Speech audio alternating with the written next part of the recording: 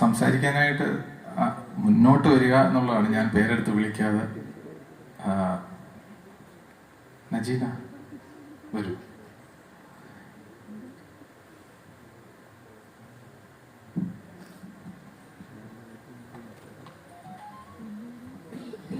ആദ്യം തന്നെ വേദിയിലിരിക്കുന്ന എല്ലാവർക്കും എൻ്റെ ഒരു നമസ്കാരം.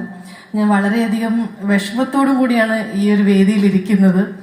ഈ 40കളിലെ പ്രണയം എന്ന മൂവിയിലേക്ക് ഇത് ചർച്ചയാവുന്ന സമയത്ത് തന്നെ രമേശ് സാർ എന്നെ പലതവണ വിളിച്ചിട്ടുണ്ടായിരുന്നു. എനിക്ക് എൻ്റെ നിർഭാഗ്യവശാൽ എനിക്കതിൽ പങ്കെടുക്കാൻ പറ്റിയില്ല.